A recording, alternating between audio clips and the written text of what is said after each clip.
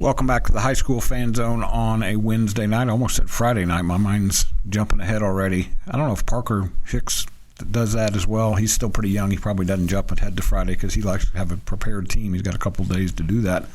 I'm joined in the Patriot Fan Zone on the phone by Parker Hicks, who's got some dad duty at home. How's it going, Parker? It's going good. Sorry, thanks for letting me call in. That's all right. How is you giving your wife the break that she needed? Yeah, she's been out of school all day, so she had the day off. And so we're trying to get a little breather. I'm married to a teacher, so I know that doesn't mean she's got her feet kicked up and she's drinking Mai Tai. She's probably just trying to catch up on her normal human sleep a little bit. Exactly. It's not really a day off. No, not when you're a young mom and a teacher at the same time. That's a double duty. But so's being a young dad and coaching a high school team that's having a pretty good season. You guys got back on track the other night. I've seen you twice against Estacado. I'll go ahead and pull that scab off. I think that's the last two times I've actually seen you guys was against Estacado.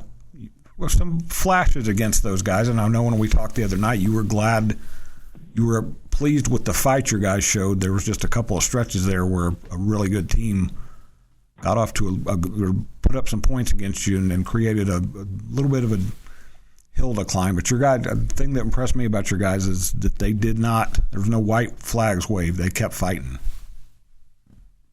Yeah, and, I may have mentioned it to you or maybe to our guys in the locker room, but Estacado was the expectation of our district. Just what they've been doing for however long in this district is really the expectation and the goal we're all trying to achieve. And so the fact that we were able to walk out of there not completely beat up and have a little bit of confidence with ourselves was kind of rewarding because, you saw them live. I mean, I just think they're really, really good and dangerous this year. And now there's things we can always get better at. But like you said, we didn't let this thing blow up like it kind of did our first time in district. And we were better at things that we worked on. And, they also found some other weaknesses where we need to work on. And so that's what you want going into it is I was just hoping we could get out of there with some confidence and not kind of derail us going into this postseason. But our guys really bought in from it and have gone back to work. One thing we talked about the other night, too, is if you're in the playoffs, when you get there, if you guys take care of business and stay focused and do some work, you won't see a team better than Estacado. It'll be a few weeks before you run into anybody better than Estacado. You may see somebody similar or that's got some talent, but they're not ranked number 5 in the state by accident. Right, and it's kind of learning from that loss, and like I was saying about the expectation, I guess also not the only ones in district. Like you said, they're number 5 in state, and so the fact that we had a lead in the second quarter made us,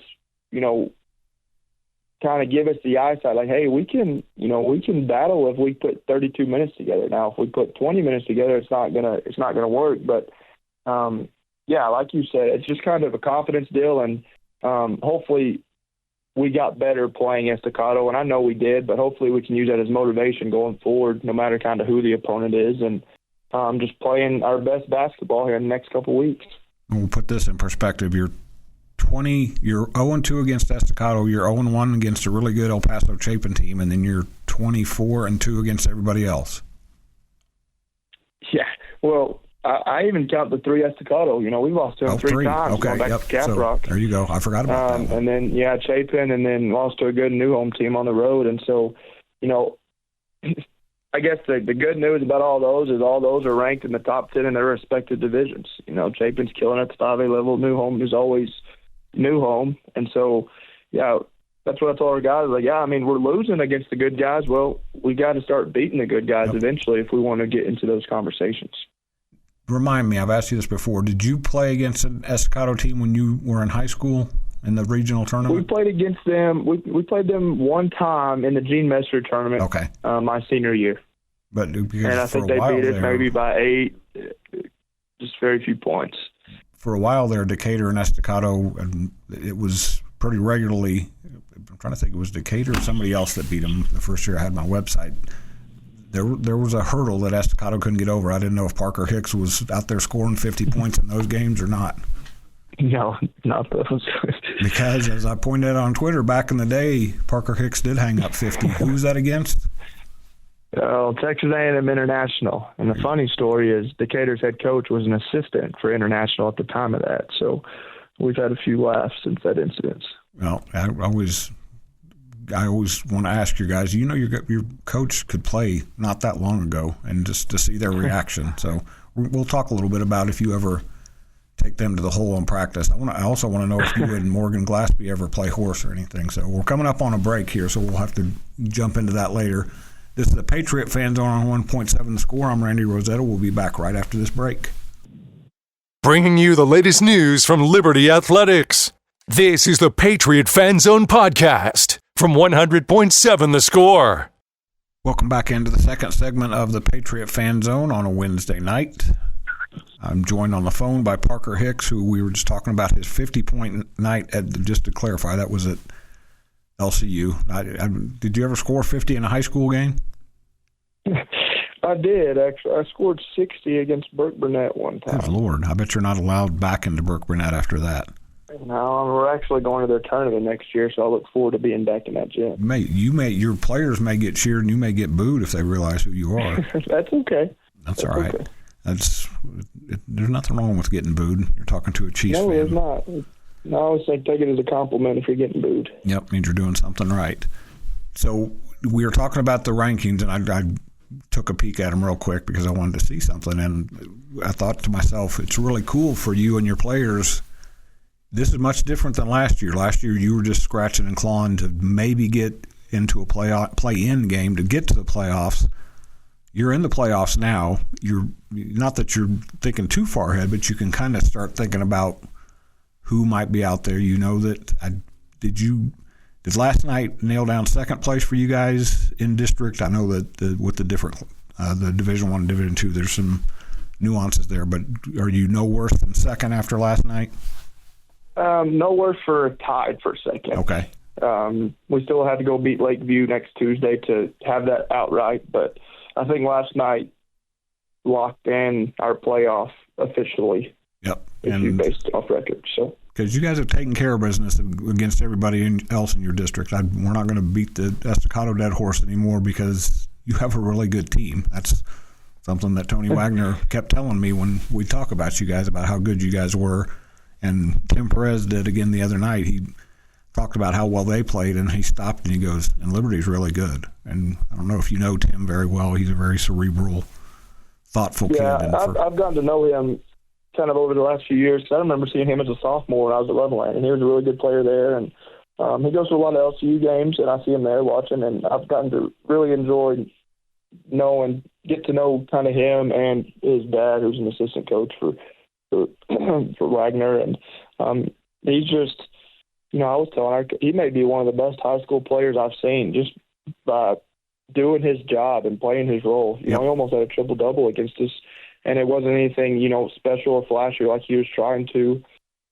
It just came natural, and he made the winning plays or the right plays and the right reads when he had to. And he's a good player. And in the handshake line, I said, I hope this is the last time I have to play against you. And he started laughing. So, well, I think a lot of coaches would say all of the exact same things you did again, especially the one at the end. I think teams are probably tired of seeing Tim Perez when they go out there and face him. But you guys will be in the small school playoffs, correct? That is correct. Okay, because you're the smallest team in your district. Just the math's not hard for non-math people like me. And I don't want to we'll have you on here again soon, probably when you're in the playoffs, so we'll talk more about who you're playing then. But when we were coming into this season, you knew you had a pretty good team. You knew that your guys, everybody was back, or not you guys, it wasn't everybody was back, but you had a core group back and then some additions. Have these guys overachieved to what you thought they could do, or is this about where you thought you'd be right now?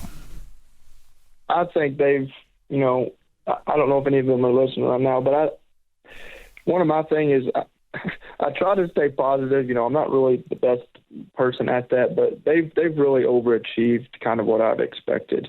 And that's not a discredit to them, but it was just kind of off of last year. I didn't really know where to set the bar. It's kind of, I thought we could make the playoffs and get into the playoffs and stuff, but just to be 24-5 with 2 regular season games left is something special. And it just kind of goes back to them buying into the program and what we're doing, regardless of kind of how last year went. That was kind of a caution for me, because I didn't want to, have them believing or people believing like this is going to be a struggle every year. It's just we got to, take our bumps and bruises, learn from it, and just continue to grow. And they've shown that, and even after getting beat at Estacado last Friday, they're like, we're right there. Like, we can feel it. Like, we just got to get better at these things, XXX, and, we can be really, really good. And so even though we are 24-5, our guys are still finding ways to get better, and they embrace practice every day. They want to come to practice and get better. And that's something you don't want to trade as a coach, as guys who are genuinely excited to be in the gym and to practice and want to get better as a team.